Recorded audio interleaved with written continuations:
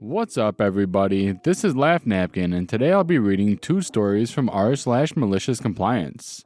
Our first story is called Creative Digital Agencies Are Crap Shows. And after that, we have Follow Your Financial Advice? Sure, boss. So let's just jump right into it. Creative digital agencies are crap shows. I work for a prominent marketing agency. Creative digital agency, whatever the hell you want to call it. We're in one of the big holding groups, Gartner, Magic Quadrant, etc. We win a lot of awards, and truth be told, most of what we do is pretty much all BS we overcharge our clients for. All agencies are just in the business of selling hours for more than they paid for them. If quality or job satisfaction slips in, it's okay as long as it doesn't get in the way of profits. Anyways, just had a hilarious situation play out and needed to share it with someone. Like most agencies, we'll promise clients during the sales pitch that we have the best staff. And then once the deal is sealed, we scramble to find contractors who can do the work for a rate low enough for us to maintain margins. Contractors are never well treated, but often are well enough paid to make up for it. We've been doing a project for about 3 years with one client. And so our contractors on it are in a bit of a special situation where they've been with the company longer than many of our full-time folks. 11 months is what we're averaging for career longevity. So this one traffic manager lady is especially horrible to contractors. It's her job to find them, but she hates them, treats them like they're all beneath her. Contractors risk a lot to complain, right? So mostly they just cash their checks and put up with her. Someone on the team is a contractor, and honestly, he's been there for 2+ years and he's amazing at his job. The client loves him, he's a cornerstone on the project. But the GM of my agency hates this contractor. It's all around money, the only thing GMs give a crap about, and power. The GM hates that this contractor had any power. Once the contractor established himself as invaluable to the client, my agency offered the contractor a full-time position. But it would have meant less pay. So the contractor, who had originally asked for a full-time position since he has a family, turned it down, saying he would take a longer-term contract at his original rates. This cut into the GM's margin, so he was pissy, but had no choice but to sign the deal. The agency was still making out like a bandit. We billed the contractor out at $1,600 a day. He charged us $1,300 a day, so plenty of profit. Any given day, we had 50 people working on projects for this client with an overall margin of about 45%. Plenty of profits. So we're completing a major milestone and wanted to set up a little celebratory dinner. But more to the point, our contract with the client is up, and the GM wants to renew it. Client was stalling and going through rate negotiation, and despite the fact that none of the contractors were getting raises, the GM's line is, "We have to increase costs to cover increased salaries every year," which is true, but he's just doing it because he wants more money. GMs don't care about staff. So a dinner for about 100 people is where he gets to feign interest until the next contract is signed and he can go back to not caring about any of the details except if checks clear. Agencies today are never keen on paying for things they don't have to, so it's rare that they would foot the bill for a big event. The days of madmen are gone. We're limited to 2-drink tabs. Anyways, we set up a launch celebration dinner. Probably cost about $15,000 in food and drinks. Mind you, we bill about $50,000 per day on this project. So a drop in the bucket over 3 years.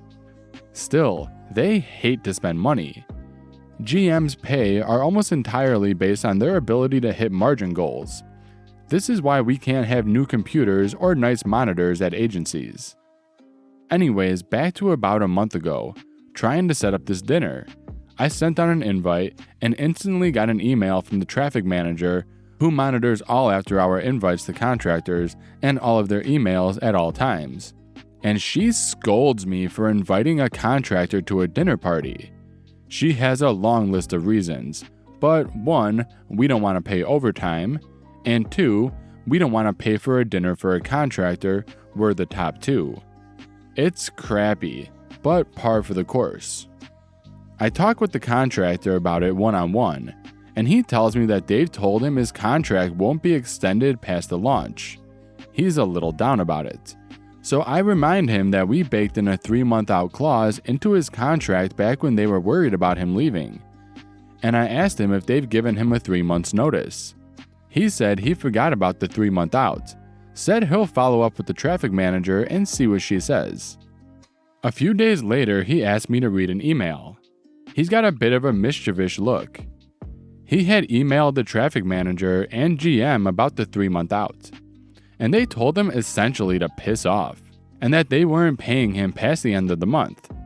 He had kindly responded, "Does that mean that my contract is void?" The GM said very clearly, paraphrase, "Yes, I don't care what the contract says. You're done at the end of the month." So he's out of his contract and his non-compete. Night of the dinner comes and it's a ghost town. Only our full-time staff are there. None of the client staff or our contractors who weren't invited. In order to get a prepaid discount, the agency spent money in advance on a venue, buffet style, food for about 100 people, but there's only like 15 of us there. The GM and some sales guys, account managers. Very few people who did any actual work showed up because they hate being used as props by the skeezy sales guys. Nobody from the client's team is there. Nobody. GM is frantically trying to get in touch with someone to figure out what's going on. Nobody is answering his calls. Finally, GM gets through to the sponsor VP from the client's team, who responds, "Hey man, sorry, I can't chat right now. I'm out to dinner with the contractor and my staff. You know, the people who made this launch possible. We're having a great time. Also, just wanted to let you know that we love this contractor and we've decided to extend him on the project. And his team of developers and designers will be taking over the support contract." The GM literally threw a plate across the room. There went a few million in billable hours over the next year. The contractor, realizing his contract wasn't valid anymore, went and hired up all the other contractors we had with experience working on the client's project.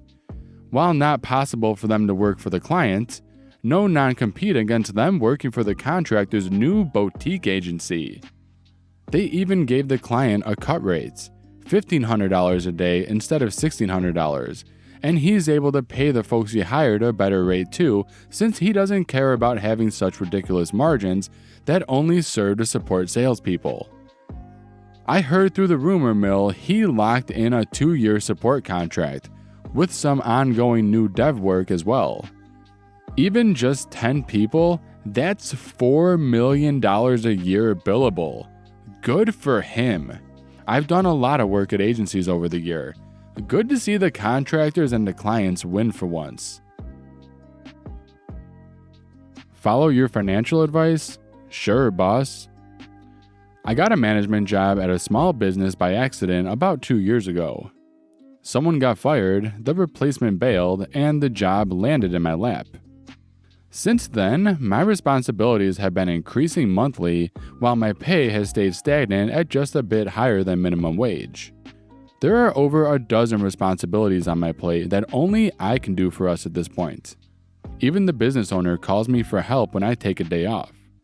They need me very much here. Where I live, management jobs are generally about 1.8x minimum wage to start. I make about 1.4x minimum wage. I've been budgeting, reviewing my finances, and budgeting some more, trying to pay down debt so I can comfortably afford to have kids and maybe a house in about 4 years' time. Despite my best efforts, at my current pay, it will take 6 years to reach this goal. I approached my boss about a raise several weeks ago. He delayed the discussion multiple times, finally giving in and giving all senior employees a 6% raise and implementing a bonus structure for meeting sales targets. Of those employees, I am the only one whose work directly impacts the sales targets. The fixed raise was under $1 per hour, And the bonus scheme, if I worked my ass off more than ever before, would work out to another $1 per hour on months the target is reached. This total still has me under the pay rate for general management in my area, and doesn't account for all the responsibilities I have that only I'm trained to do. I told my boss I was unhappy with this, and he gave me a book on financial management. Told me to follow its advice and to stop buying coffees.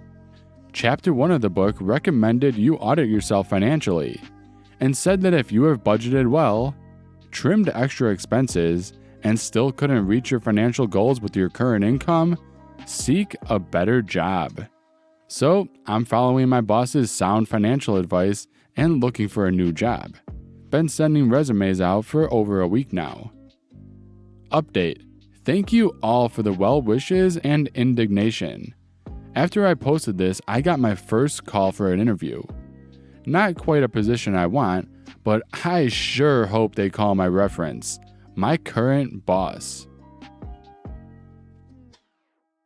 Thank you so much for watching my video. I really enjoyed making it. Don't forget to tell me what you think about these stories and submit your own story in the comment section below. See you guys in the next video.